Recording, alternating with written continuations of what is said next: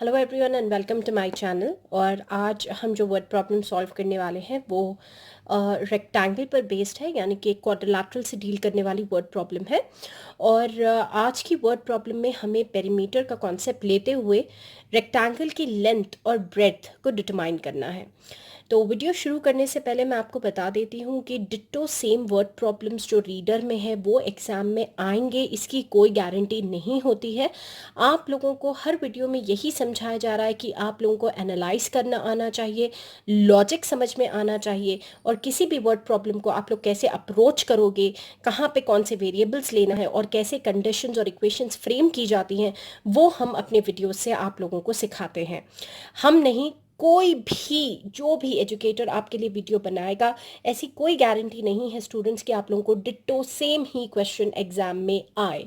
फिर तो सीखने का कोई सवाल ही नहीं होता है, वो हो जाएगा रट्टाफिकेशन।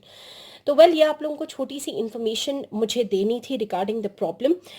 करना ये चाहिए कि सीबीएसई वालों को एसएससी के क्वेश्चंस ट्राई करने चाहिए, एसएससी वालों को सीबीएसई के क्वेश्चंस ट्राई करना चाहिए, और जितनी हो सके आप लोग एक्स्ट्रा क्वेश्चंस को प्रैक्टिस करोगे आपके लिए उतना ज़्यादा अच्छा होगा।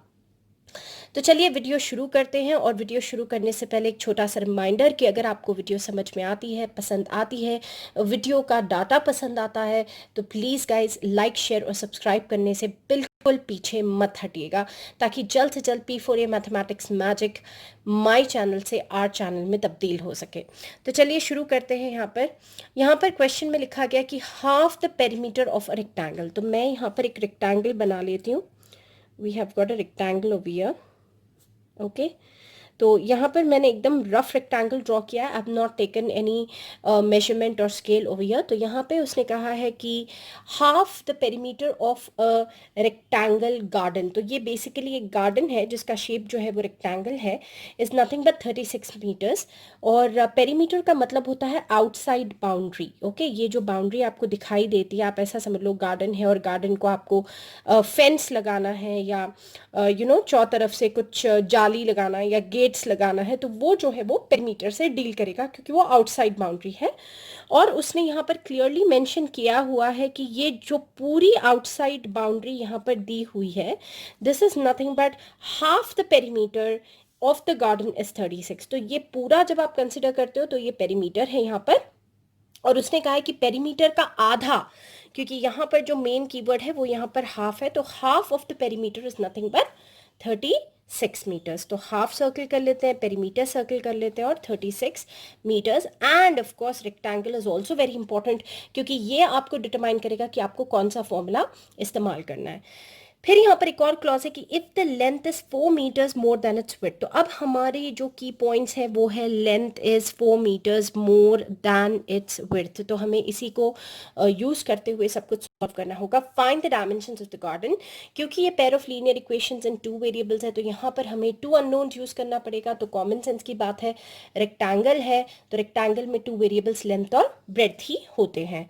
तो चलिए हम फटाफट से लिख देते हैं कि late the length of the garden, जो कि एक रेक्टेंगल है, तो हम यहाँ पर ले लेते हैं x।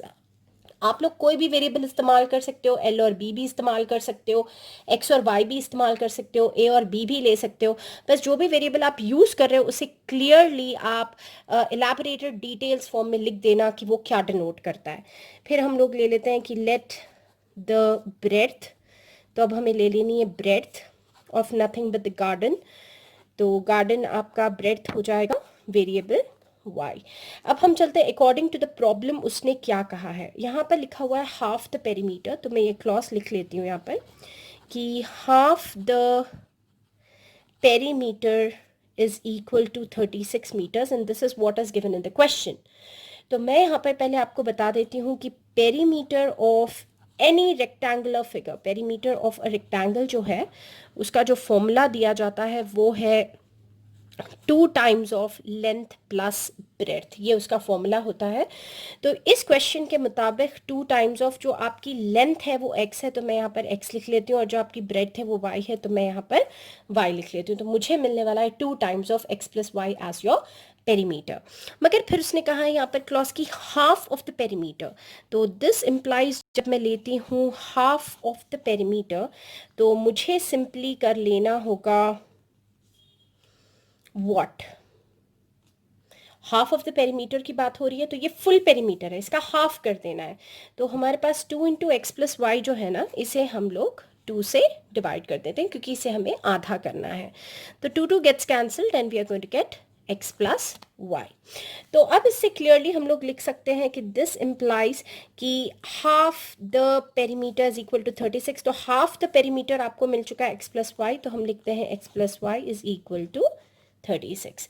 अब क्या होता है, बच्चे जल्दबाजी में क्योंकि वर्ड पेरीमीटर आया तो 2 into X plus Y equals to 36 ले लेते हैं, और वो लोग जो है इन अ हरी दे फॉरगेट कि यहाँ पर क्वेश्चन में हाफ द पेरीमीटर लिखा हुआ है। तो थोड़ा सा केयरफुल रहना आप लोग। तो ये बन जाएगी आपकी इक्वेशन नंबर 1। अब ढूंढते हैं हमारी इक्वेशन नंबर 2।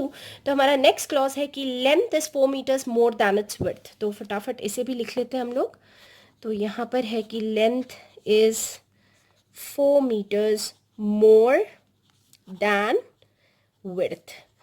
तो अब इसे हम लोग कैसे फ्रेम करेंगे, इसे कैसे फ्रेम करना है, लेंथ। तो लेंथ हमने क्या ली हुई स्टूडेंट्स, लेंथ हमने x ली हुई है, तो लेंथ x हो जाएगा। इसका मतलब है equal to 4 meters more, more का मतलब होता है addition operation, than its width, और विड्थ यानी कि ब्रेड्थ हमने ली हुई है y, तो y, और क्योंकि मोर की बात हो रही है तो हमने ऐड कर दिया है 4। तो अब आप कन्वर्ट करके देख लो, लेंथ इज 4 मीटर्स मोर इसलिए प्लस 4 दैन इट्स विड्थ। अब इसे प्रॉपर फॉर्म में हम लोग चेंज कर लेते हैं, तो y को x की तरफ लेके चले जाते हैं ताकि ये बन जाएगा x माइनस वाई, और 4 अपनी जगह पर है, और ये बन जाएगी आप लोगों की स्वीट सी इक्वेशन नंबर 2। तो अब आप लोग स्क्रीन पर क्लियरली देख सकते हो कि एज पर द क्वेश्चन आपके पास इक्वेशन 1 भी आ चुकी है, इक्वेशन नंबर 2 भी आ चुकी है।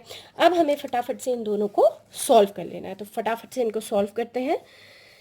So guys, we are going to get solving 1 and 2. तो let us solving 1 and 2। तो हमारे पास एक इक्वेशन है x plus Y equals to 36, और दूसरी इक्वेशन आ रही है x minus Y equals to 4। बहुत ही सिंपल सा क्वेश्चन है, एलिमिनेशन करने की भी मेथड की ज़रूरत नहीं है क्योंकि सारे कोएफिशिएंट्स पहले से सिमिलर है, 1 है 1 है।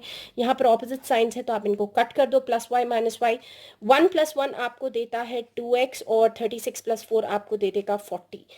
मैम आपको कब साइन चेंज करना होता है और कब नहीं, ओके तो यहाँ पे मैं आपको बता देती हूँ कि साइन कब चेंज करते हैं और कब नहीं। अगर आपको दोनों वेरिएबल्स के जो है कोएफिशिएंट सेम है और उन लोगों के साइंस ऑपोजिट हैं पहले से, जैसे यहाँ पे प्लस और माइनस है, तो आपको सेकेंड इक्वेशंस को चेंज करने की कोई ज़रूरत नहीं है, साइन चेंज करने की ज़रूरत नहीं है। हाँ, अगर आपके पास कोएफिशिएंट सेम है मगर साइंस जो है वो दोनों इक्वेशन के कोएफिशिएंट्स के सेम है, जैसे आप देख सकते हो 1 और 1 दोनों सेम है, तो वैसे ही अगर यहाँ पर भी +1 और +1 y में होता तो हमें सेकेंड इक्वेशन के साइंस को चेंज करने की नौबत आती थी। तो अब 2x इक्वल्स टू 40 हो गया है, तो हमें मिलता है x is equal to 40/2 which is nothing but equal to 20 meters. फिर हमें ये जो 20 मीटर्स की वैल्यू मिली है, हम ये put x is equals to 20 in, यहाँ पर छोटी सी इक्वेशन मुझे 2 लग रही है क्योंकि उसका जो कांस्टेंट टर्म है वो बहुत बड़ा नहीं है, तो हम उसमें सब्सटीट्यूट कर लेते हैं फटाफट से। तो x हमारे पास 20 है, माइनस 5 इज इक्वल्स टू 4। अब करना क्या है, बहुत केयरफुल रहना आप लोग, माइनस 5 को हम उधर भेज देंगे ताकि वो क्या हो जाए +y, और 4 को हम इधर की तरफ लेकर आ जाते हैं ताकि वो बन जाए 20 माइनस 4। तो हमें मिल चुका है 16 मीटर्स एज योर y। तो गाइज इसके साथ हमें मिल चुके हैं x एंड y। तो हम लोग यहाँ पर फटाफट से लिख लेते हैं कि हमें यहाँ पर क्या क्या डाटा मिल चुका है। तो मैं आपको बता दूँ कि we have got x is equal to 20 meters and y is equal to 16 meters, that's my answer। और इसी के साथ हमें मिलती है कि जो लेंथ थी हमने वो x ली थी is nothing but 20 meters, और जो विड्थ है या ब्रेड्थ हमने ली थी y which is equal to 60 meters। तो ये फाइनल कंक्लूजन के भी एग्जाम्स में मार्क्स होते हैं। तो जैसे कि मैं अपने हर वर्ड प्रॉब्लम में आपको वेरिफिकेशन जस्टिफिकेशन देती हूँ, तो इसको भी हम लोग फटाफट से चेक कर लेते हैं। उसने यहाँ पर क्लॉज कहा था कि हाफ ऑफ द पेरीमीटर, उसने क्लियरली कहा था हाफ ऑफ द पेरीमीटर जो है वो 36 होना चाहिए। तो हमने यहाँ पर इक्वेशन बनाई थी कि x प्लस वाई जो है वो 36 आना चाहिए, राइट। तो x देख लीजिए आप कितना है 20 और y आपके पास आ चुका है 16। तो अब आप देख सकते हो क्लियर कट फंटास्टिक, आप लोगों को 36 इज इक्वल्स टू 36 मिल चुका है। तो आंसर आपका एकदम सही है। तो ये तो हो गया है आज की प्रॉब्लम की जस्टिफिकेशन और सोल्यूशन, और इसके साथ हम आ चुके हैं अपने प्रॉब्लम के एंड पर। होप कि आप लोगों को बहुत अच्छे से प्रॉब्लम समझ में आ गई होगी। और अब चलते हैं आपके रिफ्रेशमेंट की तरफ, जो कि है joke of the day. And तक बने रहने के लिए बहुत बहुत धन्यवाद, और हमारे चैनल को लाइक शेयर और सब्सक्राइब ज़रूर करें, हमारी मेहनत को ज़रूर अप्रिशिएट करें। Thanks for watching. बदलती वेखी मैं जग बदलता वेख्या मैं बदलते वेखे अपने मैं रब बदलता वेख्या अपना हमको बेगाना लगता है नो नो नो नो